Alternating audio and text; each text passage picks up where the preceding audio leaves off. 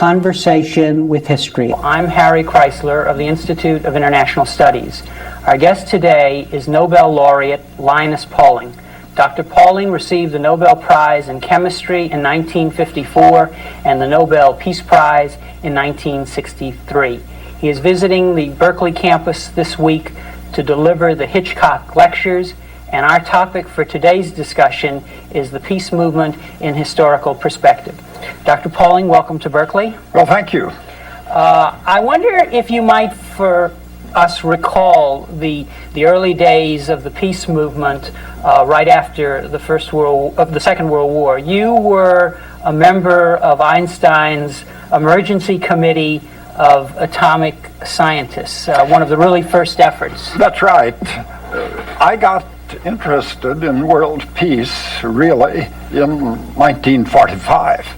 I had been working during the Second World War, and for a little while earlier than that, a year or two earlier, on war projects. I still was professor, chairman of the Division of Chemistry and Chemical Engineering in California Institute of Technology, but I had about 20 contracts with the Office of Scientific Research and Development.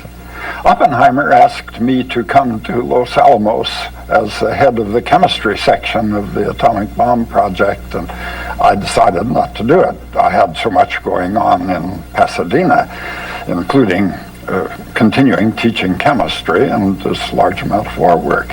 When the atomic bombs were dropped, exploded over Hiroshima and Nagasaki in 1945, I was very soon asked by some service club, Rotary Club in Hollywood, to talk about nuclear fission, about the nature of these weapons. I was able to do so because I had not been connected with the Atomic Energy Project and had no classified information about these weapons. So I began giving talks, popular talks to groups of that sort, which were purely educational, descriptive in nature, with little political content. Rather soon, they began to involve also an expression of my own ideas, and I don't remember just how early it was that I was able to quote Albert Einstein as saying that now that a single atomic bomb, can destroy a whole city, and a single rocket can lob it over, the time has come when we must give up war. But then I was asked to join the board of trustees of the Einstein Committee, the Emergency Committee of Atomic Scientists, which consisted only of the board of trustees, half a dozen scientists, Albert Einstein as chairman, and Harold Urey as vice chairman. So every few months I went with my wife to Princeton to a meeting of this board, and later on I began making lecture tours, partially along with Leo Szilard. We would show a film which the committee had made, probably the first film about atomic bombs, explaining what nuclear war would be. Just the little atomic bombs, Hiroshima, Nagasaki type then. And Leo Szilard would give a talk, and I would speak too, about the necessity to understand what had happened in the world now that the means of waging war had changed in such an astounding way.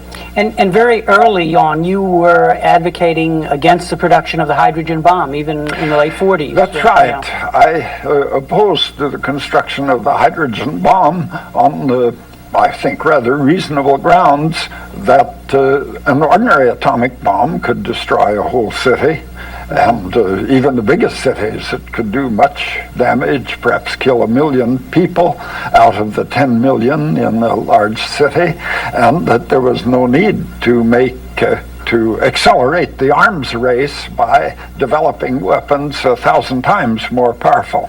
How important was the fact that you were and had not really been in government service.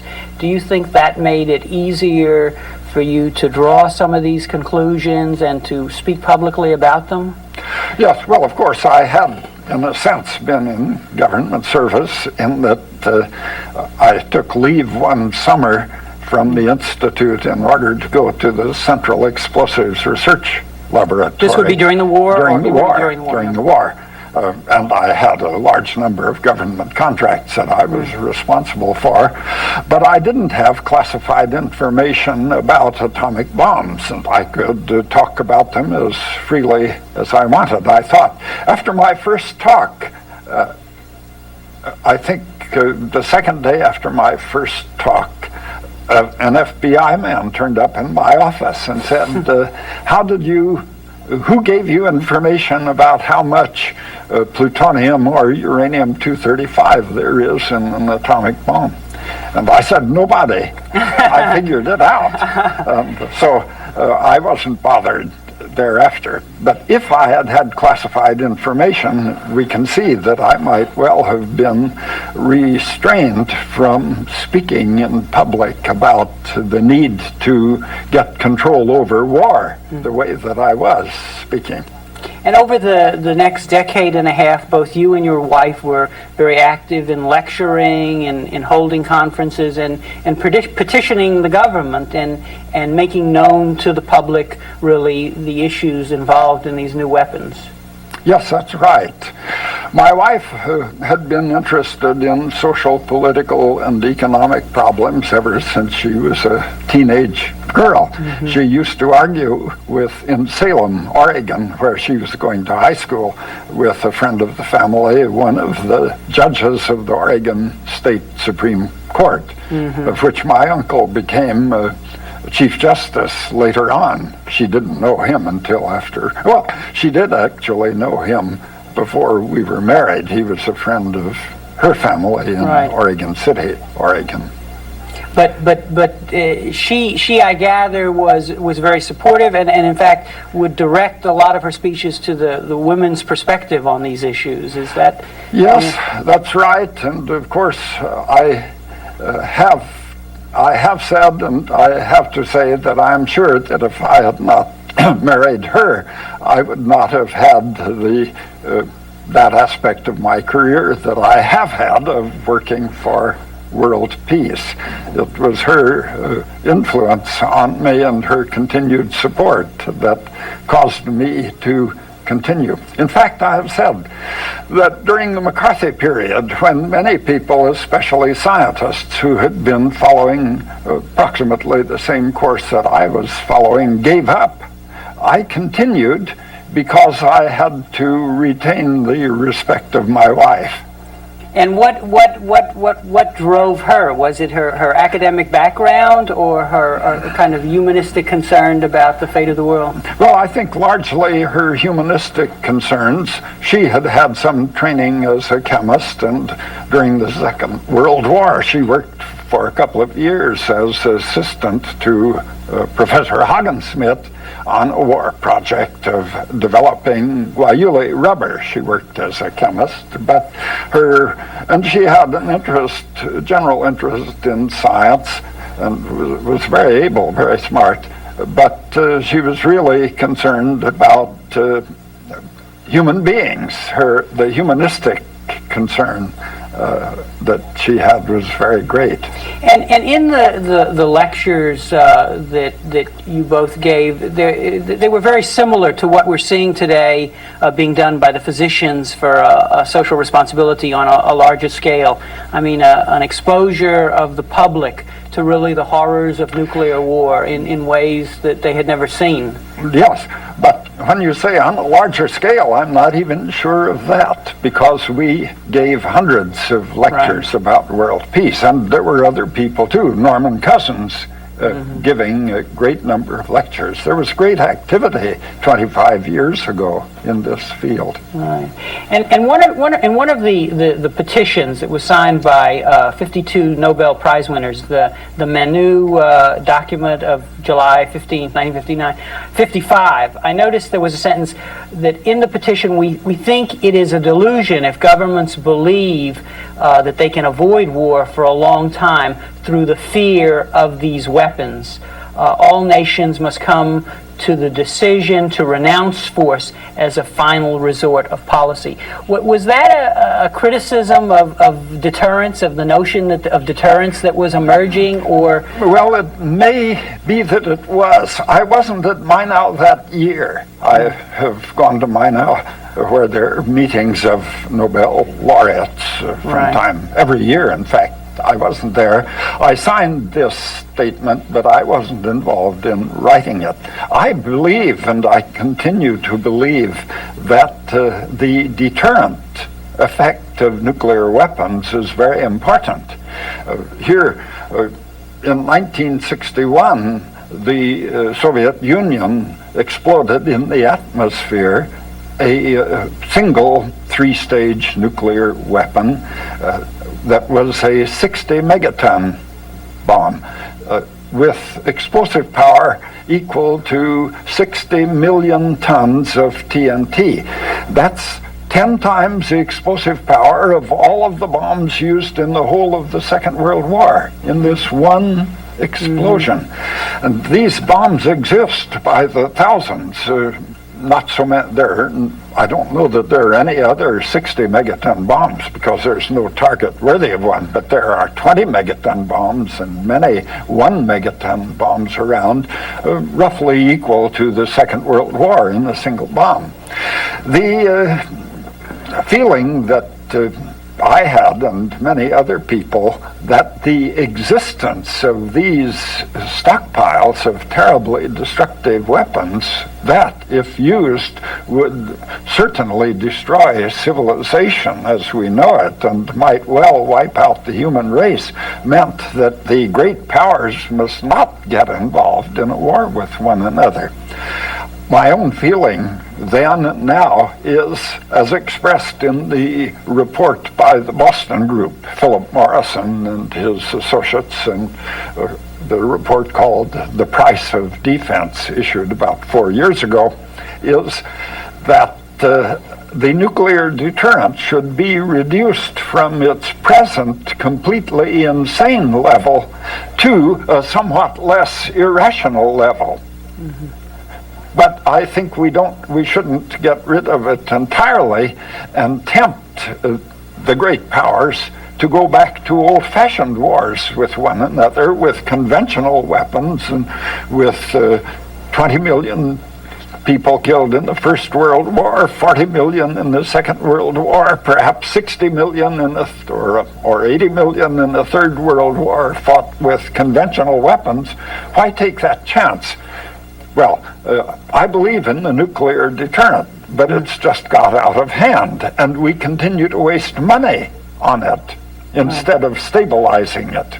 Were charges made against you that you were for unilateral disarmament? I mean, in a public debate, there tends to be such a distortion of views that are so different from the conventional wisdom as yours were in the 50s.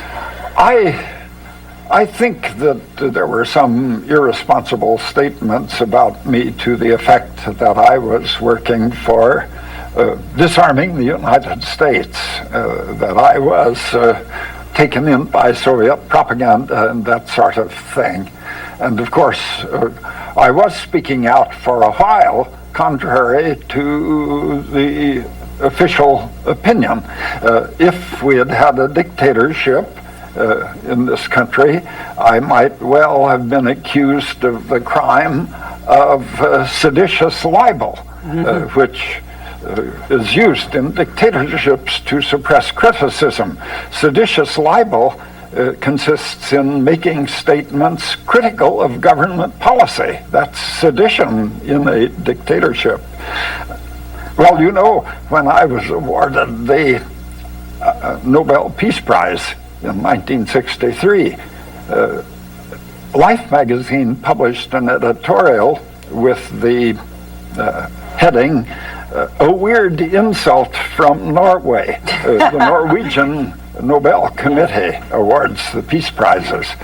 Well, I think that the writer of this editorial thought that it was insulting to give the Peace Prize to someone who advocated something that was not the official policy of the United States government. And indeed, when this you circulated a 58 petition, which was signed by 2,000 American scientists and I think 8,000 foreign scientists from 49 different countries, there was a government harassment. There was harassment in the press of you for undertaking this effort, really, and charges of working for the enemy, really. Is that not correct? Well, to some extent, yes. And I first announced that 2,000 American scientists had signed a petition asking for a cessation of the testing of nuclear weapons in the atmosphere, where they were liberating radioactive fallout over the whole world that would cause defective children to be born and to damage living people, to living human beings, causing cancer and other diseases. And we asked that the nations make an agreement to stop the testing of nuclear weapons. At that time, the government policy was not to make this treaty. It had not yet been decided, but pretty soon it was decided to make such a treaty. I think that I got a good bit of support, but some criticism also. Here, I had written this petition together with Barry Commoner and Ed Condon. Ed Condon is a Berkeley man who was at that time professor of physics in Washington University. Barry Commoner, professor of biology in Washington University, St. Louis. We circulated the petition. I decided later people from foreign countries, scientists from foreign countries began to send in signed copies of the petition. So my wife and I circulated it in foreign countries and ultimately turned over 13,000 signatures of scientists to the Secretary General, Dag Hammarskjöld, of the United Nations. And on another occasion, when you were in the Soviet Union, you actually wrote a letter to Khrushchev, which included a draft treaty, which I gather was very similar to the partial test ban, which was eventually adopted in '63. Yes. I didn't get to talk with Premier Khrushchev then. There was an appointment set up for me, and then it was canceled, and it's hard to know why things of this sort are done. But in fact, in 1961, which is when this occurred, my wife and I we were there for a scientific congress, biochemical congress, but we said we would like to speak at a peace meeting, a public meeting.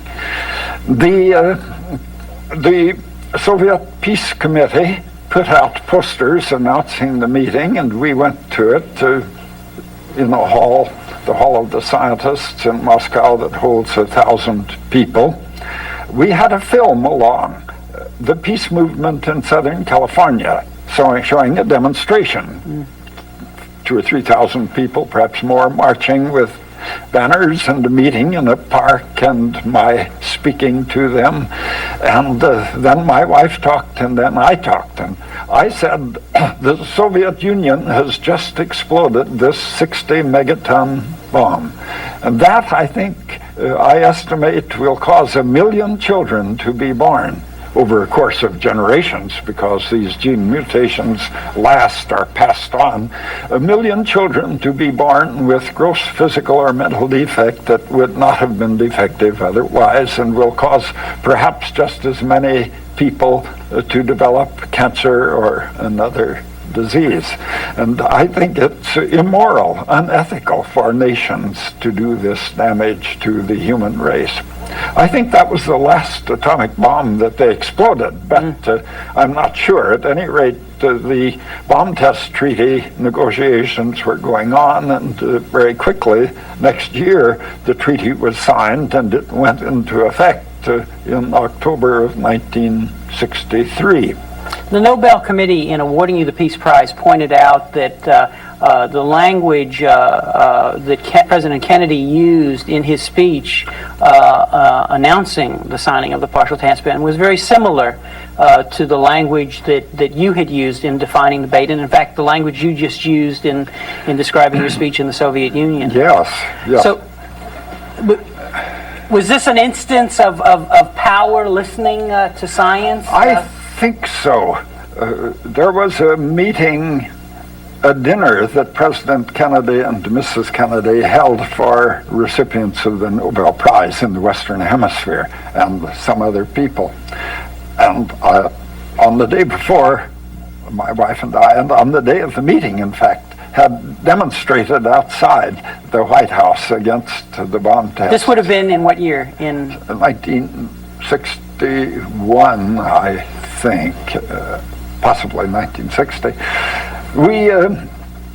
When we came through the reception line, Mrs. Kennedy, after shaking hands with me, said, "Do you think it is right, Dr. Pauling, to march back and forth with your sign outside the White House so that Caroline says to me, 'Mummy, what has Daddy done wrong now?'" And then she introduced me to President Kennedy, who said, "Dr. Pauling, I hope that you will continue to express your opinions." And of course, I think that it was about at that time that he became convinced that the atmospheric testing of nuclear weapons was really the wrong thing to do, and began applying political pressure to the Senate to approve the test ban treaty, and began deciding to instruct his negotiators to sign the test ban treaty. Do you think if he had lived, that the progress on arms control would have been more significant, since he had gone through this process of negotiating this treaty, and then of course he had gone through the Cuban Missile Crisis? Yes. Yes. Well, I think he had a real understanding of the significance of nuclear weapons and a very great concern for his responsibility. And of course, I believe that he admired Khrushchev for his restraint. They handled that missile crisis well. I think he could understand that if the United States had weapons, the feeling by Khrushchev and the other Soviet leaders that if the United States had rockets armed with nuclear warheads in Turkey and other places close to the Soviet Union, why shouldn't the Soviet Union put them in Cuba? But of course it was the wrong thing to do. It's good that there was some restraint over the spread of nuclear weapons. Why has it been so difficult to bridge this gap between the insights of scientists and the thinking and actions of our political leaders? Because if you go through this history of the peace movement in the 50s, it's as if we're reliving all of this again today. That's right. It looks as though we haven't learned anything from recent history of 25 years ago, when the hydrogen bomb, the three-stage bomb, had been developed. The weapons became the individual bombs, warheads, became 1,000 times more powerful than the Hiroshima-Nagasaki bombs, 10 or 20,000 times more powerful than the one-ton blockbusters with which most of the bombings were done in the Second World War. The stockpiles had already become irrationally great 25 years ago. The analysts all talked about a 10,000 megaton attack on the United States and a 10,000 megaton counterattack on the Soviet Union. And we're making estimates that perhaps 80% of the people would be dead 60 days after the attack. So that the situation now is we still talk about 10,000 megaton attacks. It hasn't changed very much in that respect. The need for détente was clear. And of course, we went through a period of a number of years when the relationship was better. But there were still changes being made in the development of nuclear weapons, usually with the United States taking the lead, just as we had a 5-year lead initially on building atomic bombs. We introduced the idea of, the anti-ballistic missile. This development along these lines was stopped by treaty. That was one case where a good treaty was made between the United States and the Soviet Union.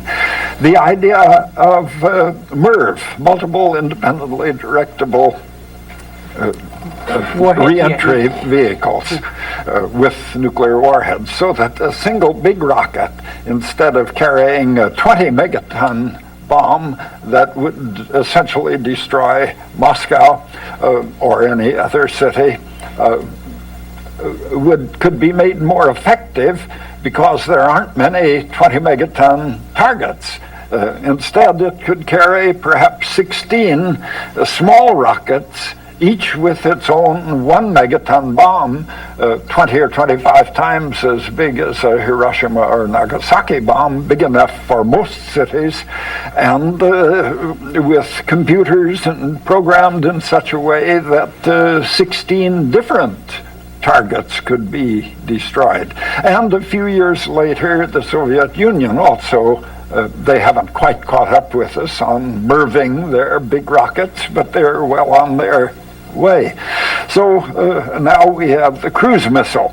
And I heard Andropov speak. I was in Moscow the 21st of December, 3 weeks ago,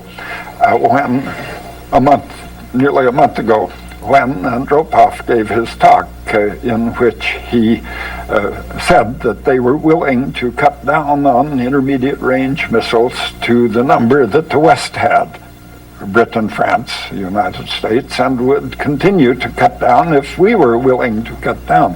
But he went on to become very tough then. I suppose he has to, under the circumstances, with a tough opponent in the United States.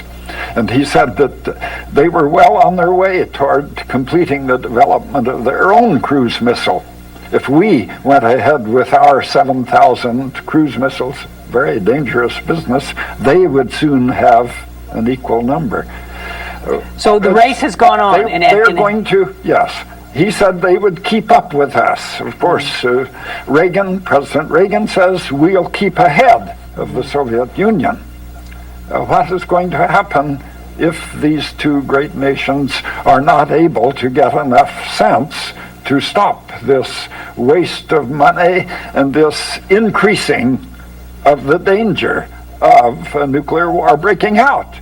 As these weapons become, and the delivery vehicles, the whole system become more and more complicated, the chance that there will be a technological or psychological accident that initiates the catastrophic interchange of these terribly destructive weapons becomes greater and greater, so that we get in more and more danger that a nuclear war will break out.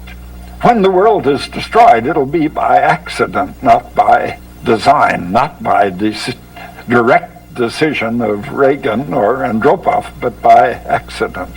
Why then have the politicians, the political leaders on both sides, failed to heed the warnings about these dangers? When one goes through this history or reads your very good book, No More War, published in 1958, you find that the issues have been on the table since early times in this new era. The arguments in my book are essentially the same. I talked about a 20,000 megaton bomb war, to 20,000 megaton war, 10,000 from each side there. And that's what we still talk about. And the other dangers and the need for making the world a safer place. The arguments are still just as good 25 years after this book was published. And why haven't we got control? Well, the Soviet Union, first the people and the government fear war.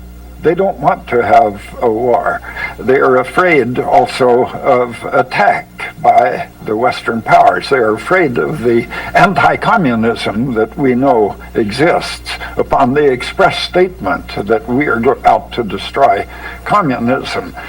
And they are more afraid than we are, because they know what war is. There were 50 times as many people in the Soviet Union killed in the Second World War as Americans killed in the Second World War. They experienced the destruction of their own country. So I think that they feel that they have to try to keep up with the United States and not tempt our militarists. Now, our position has been made pretty clear year after year, or decade after decade, from 30 years ago, that our gross national product is twice that of the Soviet Union. We fear communism, that communism will take over the world. Well, as Khrushchev said, they say communism is so good a system that it's inevitable that it take over, and we don't agree with that. But so we fear communism and think that we must prevent the takeover. We are twice as affluent as the Soviet Union, have twice the gross national product of the Soviet Union. The burden of militarism, even if it were great for us, would be twice as great for them. President Reagan issued a few months ago a national security directive that repeats the statement that we must apply economic pressure, military pressure, diplomatic pressure, propagandistic pressure on the Soviet Union with the hope of eliminating it from the world. In fact, he said in June, I think it was, he spoke to the British Parliament in London and said that by applying this pressure, we ultimately shall achieve the goal of leaving Marxism-Leninism on the ash heap of history. I'm quoting President Reagan. So we have a goal, that of applying pressure by increasing military expenditures until finally they become intolerable for the Soviet Union. I read one statement by a commentator back in Connecticut who said President Reagan's plan that by spending $1.6 trillion on militarism in the next 5 years to bankrupt the Soviet Union, already in its first year has brought the United States to the verge of bankruptcy, not only economically, but also morally and spiritually.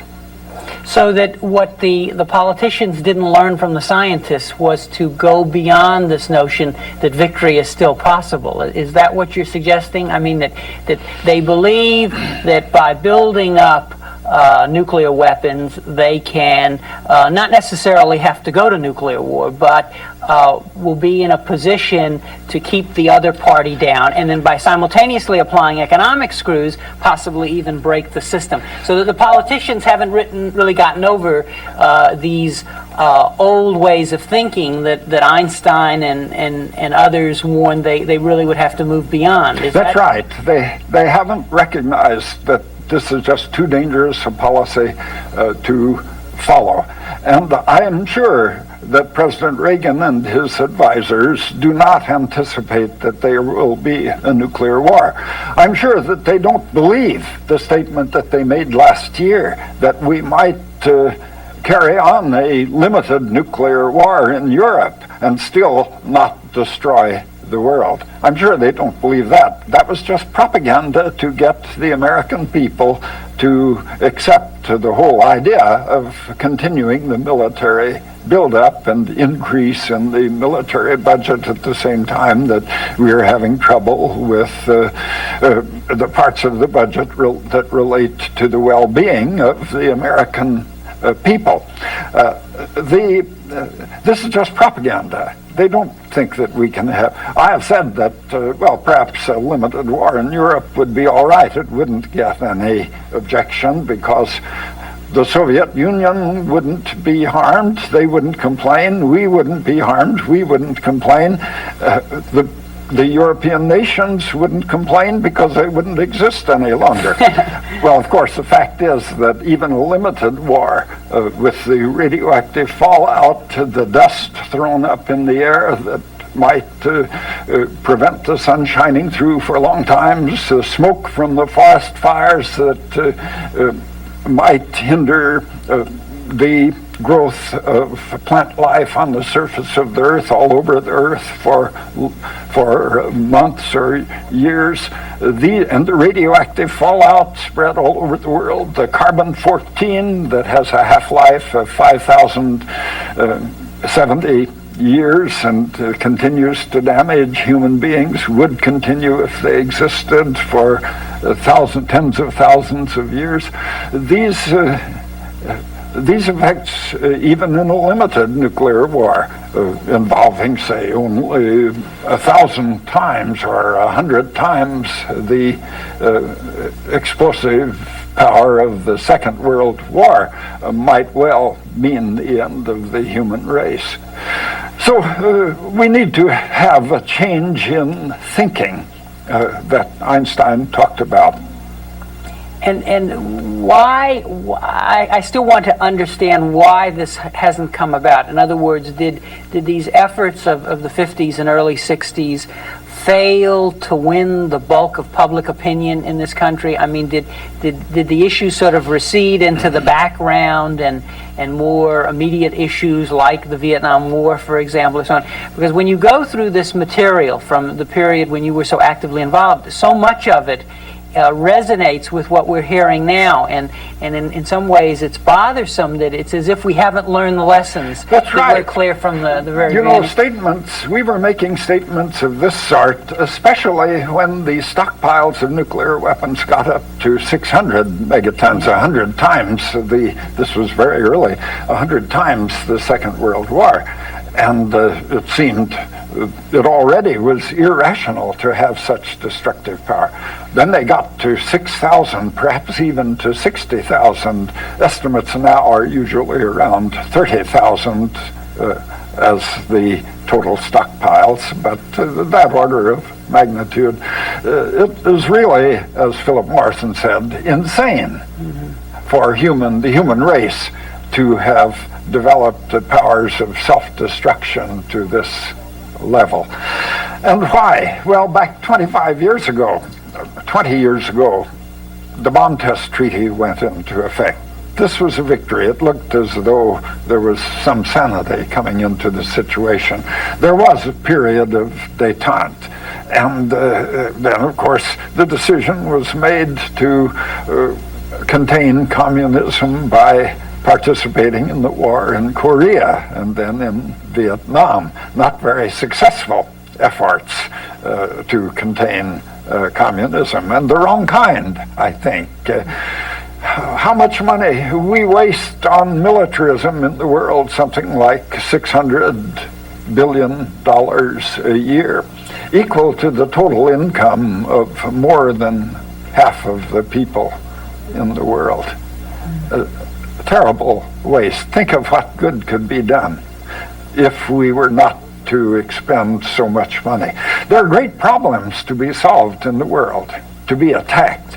The problem of overpopulation, the problem just of feeding people is going to be more and more serious one. Encroachment on the environment, possible catastrophe from damage to the ozone layer, and so on.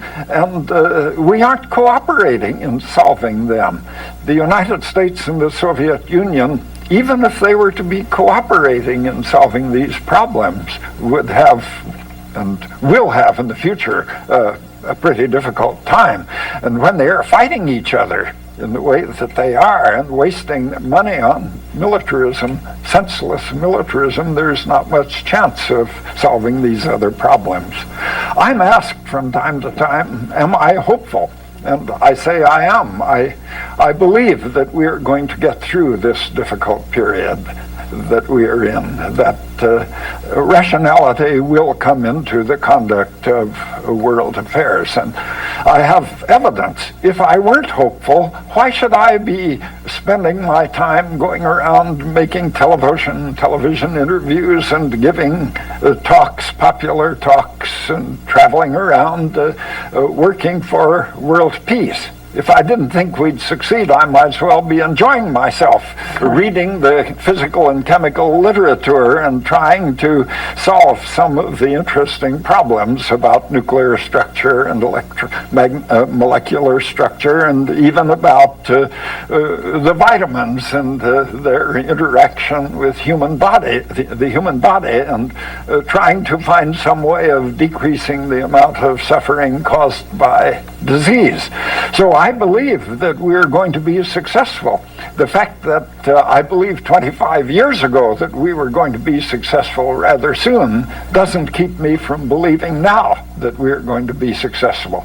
And the fact that there hasn't been a war between the United States and the Soviet Union in the 25 years leads me to believe that the nuclear deterrent really does work. It does work.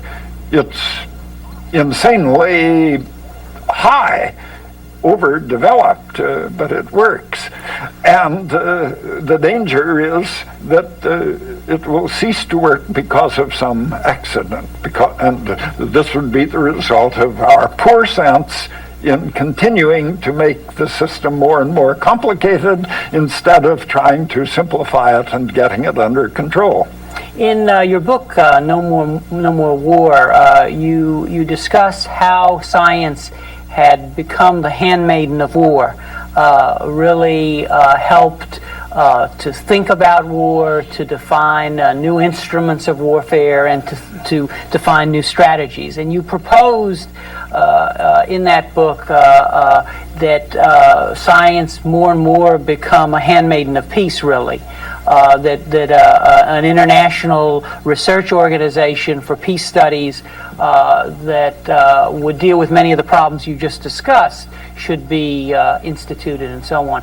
I wonder if you might reflect on that now. As you probably know, the University of California is going through a process now of evaluating what it should be doing in the realm of peace studies and so on. And I wonder if you would share your thoughts with us on that issue. Well, there are a number of rather small peace research institutions that have been set up.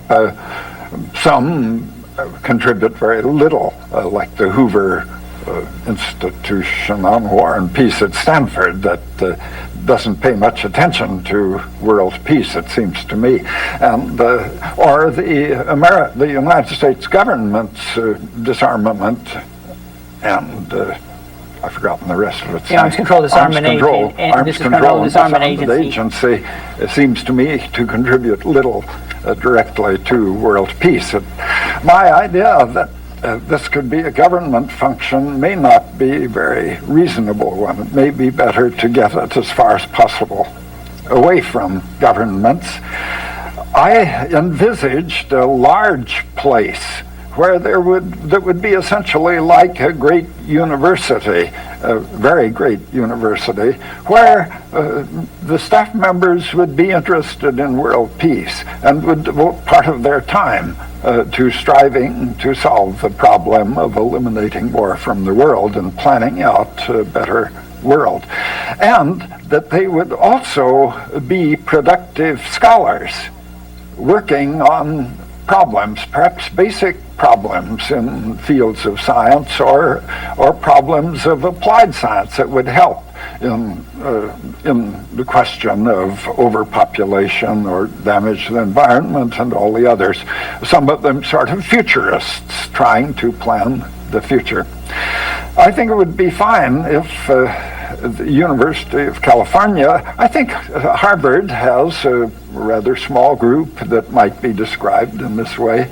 It would be fine if there were a large and effective group in the University of California. Here we have a university that I have from time to time, ever since 1948, when I was Eastman Professor at Oxford, described as the greatest university in the world. And I still think of it in this sense. The University of California needs to continue to lead the world. And what we need more than anything else is to lead the world toward peace.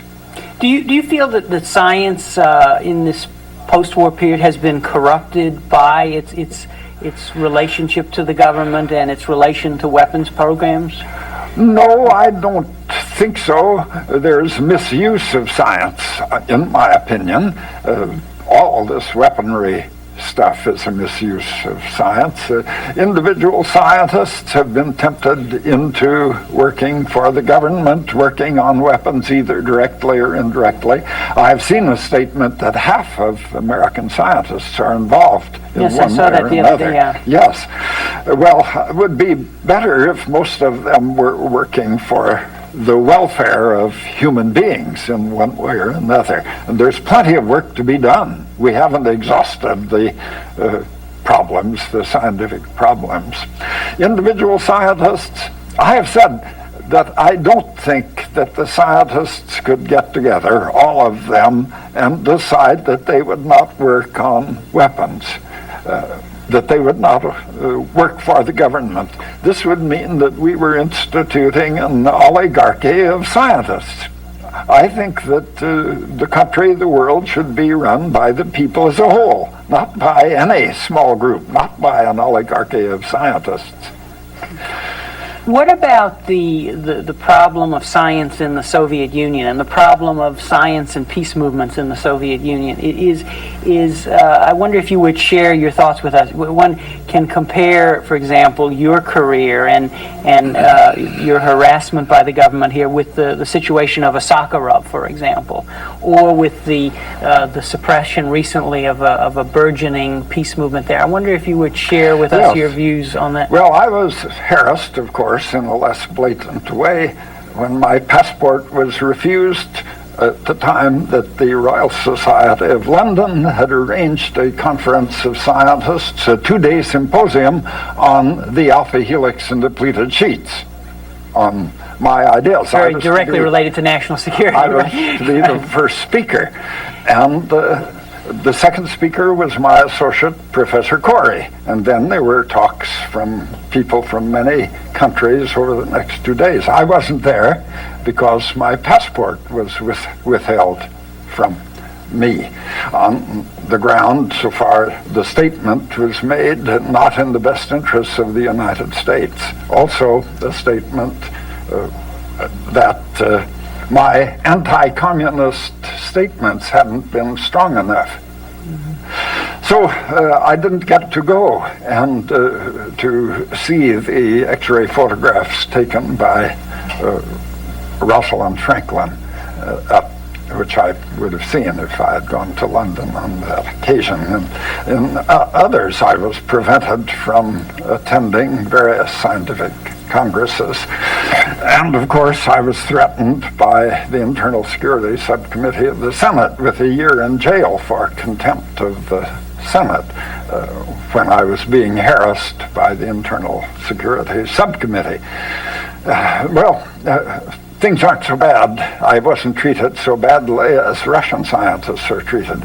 I think of Russia. The first time I went to the United States in 1957, I thought, this is something like Oregon in 1907.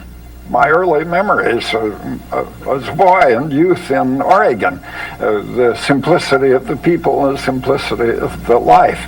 And I think the Soviet Union just lags behind us in the way that it treats individual human beings, too. We aren't trying to help them to catch up. We try to hinder them in whatever way we can to catch up with us. When I was invited by the Supreme Soviet last month to come to the Soviet Union to help celebrate the 60th anniversary of the founding of the Soviet Union. And I'm sure I was invited because I had been given the International Lenin Peace Prize 10 years after I got the Nobel Peace Prize. When I was invited to come, I got there. And I gave them a list of the people that I wanted to see, including Sakharov, that I wanted to talk with. I didn't get to see Sakharov. I may have, if I had said I would stay 10 days. And after 6 days, I got sort of bored. It was the 23rd of December, and I thought of my two of my children and their spouses in California and grandchildren in California. I sort of wanted to get back. I came home 4 days early and gave up on, I didn't go ahead with the last of my program. So there's room for a lot of improvement in the Soviet Union, just as there's room for a lot of improvement in the United States in the human rights issue. An important issue in human rights, it seems to me, is the basic human right of having a job, contributing to the work of the world, feeling pride that you are part of the human race and are doing your part in keeping the human race going, doing the work that needs to be done. And yet, here our system depends on having millions, over 10 million now, American people out of work. This is a great violation of human rights, the rights of the individual human being. So there's something wrong with our system. Well, there's a lot wrong with the Soviet system. In my book, No More War, in 1925, I said that I foresee that with cooperation between our nations working to solve the problems of the world, these systems will change, develop, incorporating into each the better features of the other, until finally, I hope we'll have a world in which each human being is able to lead a good life. There aren't many people in the world who lead really good lives now. One final question. If you look back at your involvement in the peace movement and your experiences in politics, are there any lessons that you learned about things that you would have done differently, or things that you think you did right that you think show an example for people presently involved in the movement? Well, one problem that my wife and I experienced in the peace movement 25 years ago, in that period, or 30 years ago, is that of difficulty in cooperation. We were not active members of peace organizations to any very great extent. She and I worked by ourselves. We arranged in 1961 an international conference of 60 scientists from 15 countries in Oslo to discuss the issue of spread of nuclear weapons. It was a conference against the spread of nuclear weapons, and we got out a good report giving the reasons for this. And I was pleased that President Kennedy again seemed to have cribbed from this report when he gave his speech against the spread of nuclear weapons. We included in this statement, which was signed by all 60 scientists, a statement that loyalty to one's own nation is not enough. We now need to be loyal to the human race as a whole. I was afraid when this statement was written that the three people from the Soviet Union, and perhaps others, the two or three others from behind the Iron Curtain, wouldn't sign this statement. But they did sign this statement, that we need to have loyalty to the world as a whole. Patriotism is not enough. Well, not only patriotism, but anti-communism caused trouble in the peace movement.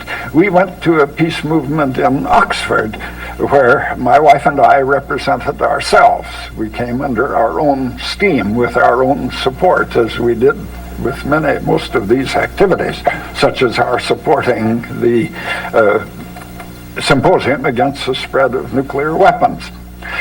And representatives of many organizations came there.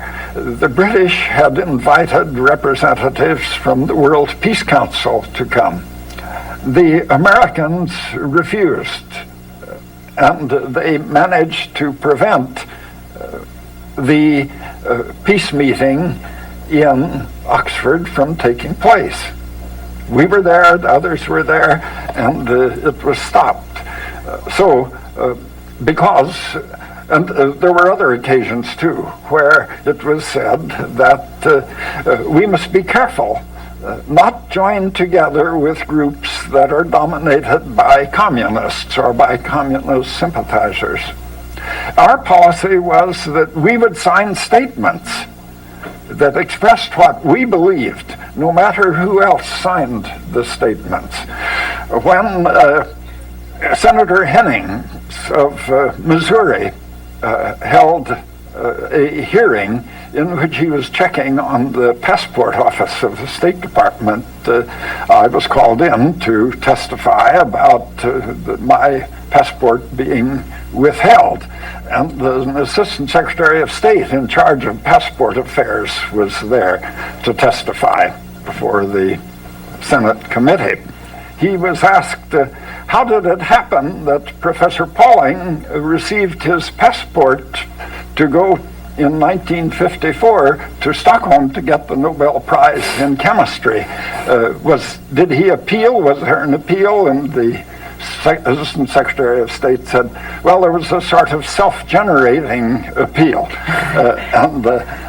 Here I've just got some documents from the State Department several years after I wrote in under Freedom of Information Act, correspondence in which the State Department officials are discussing whether it would do more damage to the United States to refuse to let me go to get my Nobel Prize or to let me go to get it, and they decided it was better to let me go to get the Nobel Prize.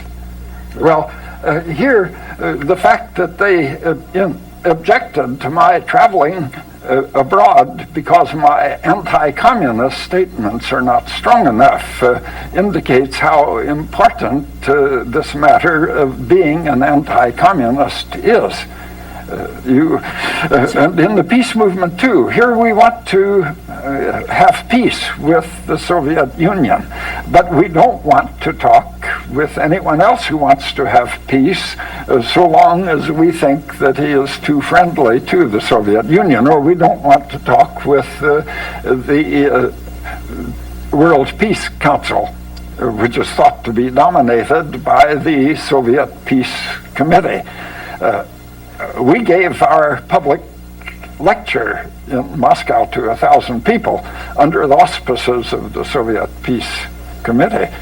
But this didn't mean to go on with Senator Hennings, Senator Hennings said your suggestion, speaking to the Assistant Secretary of State, that Dr. Pauling was following the Soviet line may be wrong. Perhaps the Soviets are following Dr. Pauling's line.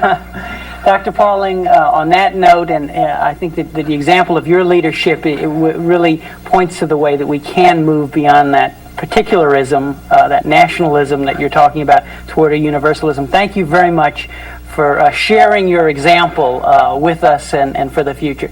Thank you very much for being with us, and thank you very much for joining us on Conversation with History.